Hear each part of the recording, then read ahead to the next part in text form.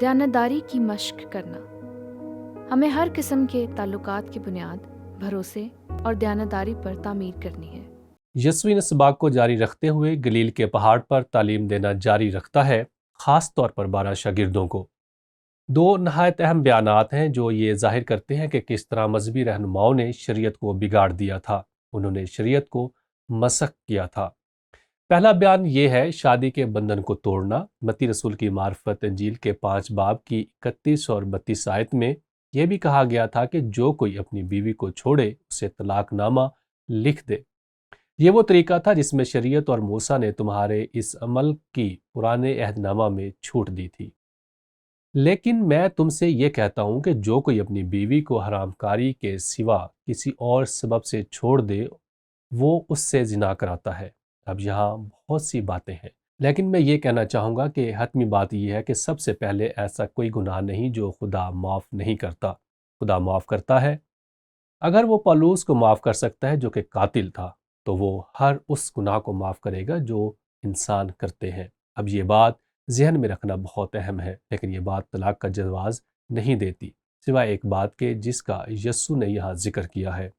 ایک خاص وجہ ہے، اور یہ لفظ ہے پورنیا، جس کا حقیقت میں مطلب ہے ہر قسم کی جنسی بد اخلاقی۔ لیکن یسوع کو جس بات کا سامنا تھا وہ یہ تھی، اور اس کے ساتھ جو رسول تھے انہیں بھی ایسی صورتحال کا سامنا کرنا تھا۔ اس لیے یسوع چاہتا ہے کہ اگلے 3 سال تک اس پیغام کو سناتے رہیں۔ ایک فریسی تھا جو کہ بہت ہی مشہور تھا، جس کا نام ہیلیو تھا۔ وہ بہت ہی نمایاں تھا۔ اس نے طلاق کے تعلق سے یہ تفسیر پیش کی کہ آپ اپنی بیوی کو کسی بھی معقول وجہ سے طلاق دے سکتے ہیں۔ یہ ایک مذہبی رہنما تھا جس کا اسرائیل کے دوسرے لوگوں پر اثر و رسوخ تھا۔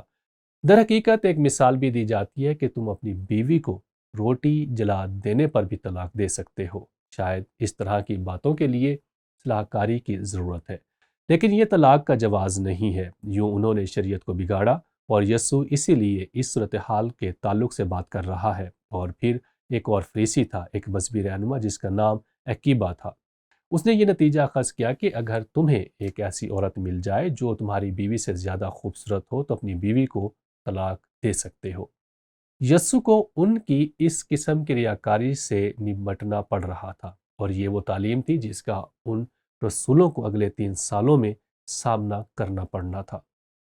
اس لیے یسوع نے ان کی ریاکاری کے تعلق سے بات کی، اور پھر وہ سچائی کے تعلق سے نپٹتا ہے، نہ صرف زناکاری کے تعلق سے کہ وہ کس قدر بے راہ روی کا شکار تھے۔ متی 5 باب کی 33ویں آیت میں لکھا ہے، پھر تم سن چکے ہو کہ اگلوں سے کہا گیا تھا کہ جھوٹی قسم نہ کھانا، بلکہ اپنی قسمیں خداوند کے لیے پوری کرنا، لیکن میں تم سے یہ کہتا ہوں کہ بالکل قسم نہ کھانا۔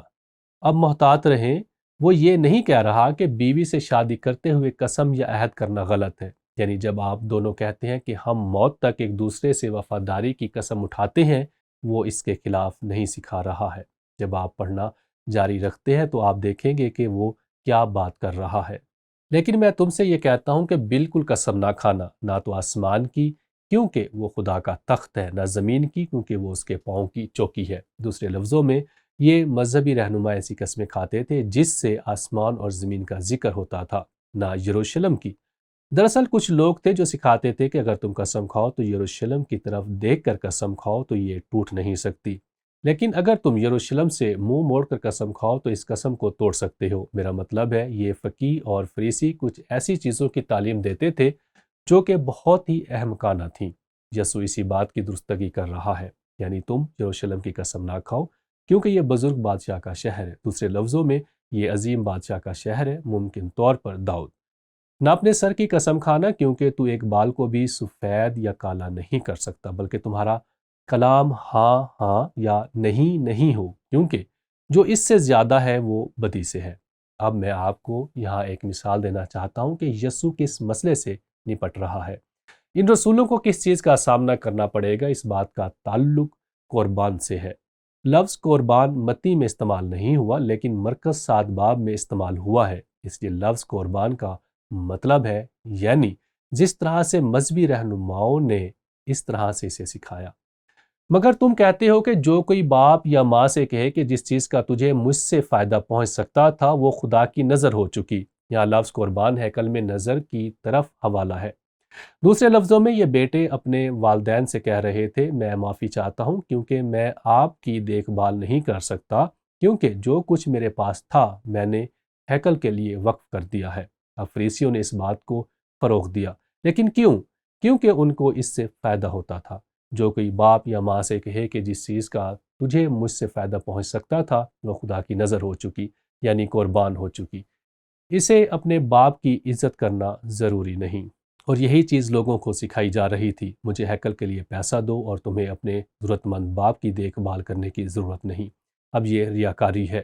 یہاں کوئی فکر مندی نہیں، یہ ترس نہیں ہے، بلکہ مبارکبادیوں کے متضاد رویہ ہے۔ بس تم نے اپنی روایت سے خدا کا کلام باطل کر دیا۔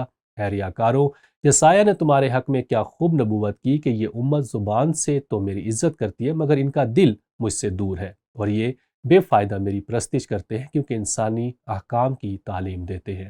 اس لیے یسوع ان رسولوں کو خصوصی طور پر تیار کر رہا ہے تاکہ وہ اس قسم کی ریاکارانہ تعلیمات سے نبٹ سکیں، اور انہوں نے یسوع کی طرف سے وہ پیغام لے کر جانا تھا جو کہ ان ریاکار روحانی رہنماؤں کے متضاد تھا جسے لوگ سنتے چلے آ رہے تھے۔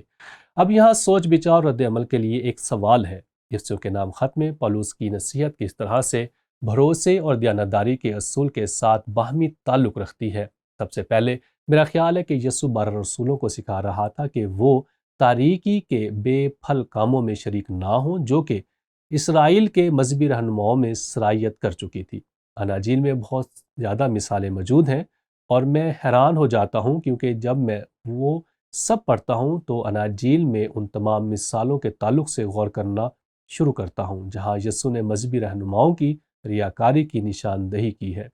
اس لیے پالوس لکھتا ہے، کوئی تم کو بے فائدہ باتوں سے دھوکہ نہ دے کیونکہ انہی گناہوں کے سبب سے نافرمانی کے فرزندوں پر خدا کا غضب نازل ہوتا ہے، بس ان کے کاموں میں شریک نہ ہو۔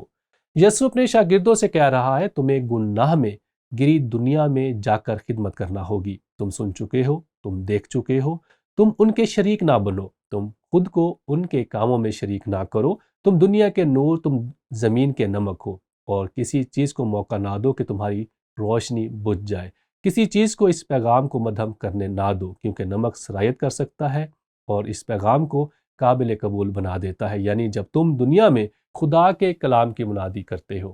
پولس بات جاری رکھتے ہوئے کہتا ہے، کیونکہ تم پہلے تاریکی تھے مگر اب خداوند میں نور ہو، بس نور کے فرزندوں کی طرح چلو، اس لیے کہ نور کا پھل ہر طرح کی نیکی اور راستہ بازی اور سچائی ہے، اور تجربے سے معلوم کرتے رہو کہ خداوند کو کیا پسند ہے، اور تاریکی کے بے پھل کاموں میں شریک نہ ہو بلکہ ان پر ملامت ہی کیا کرو۔ یسوع ان 12 رسولوں کے ساتھ اور وہ جو سن رہے ہیں اس پورے واعظ میں کیا کر رہا ہے؟ وہ صرف یہ کہہ رہا ہے کہ تم لوگ تاریکی سے گھرے ہوئے ہو، اور بدقسمتی سے یہ تاریکی ان لوگوں کی طرف سے آ رہی ہے جن کو روشنی کرنا تھی، یعنی مذہبی رہنماؤں کو۔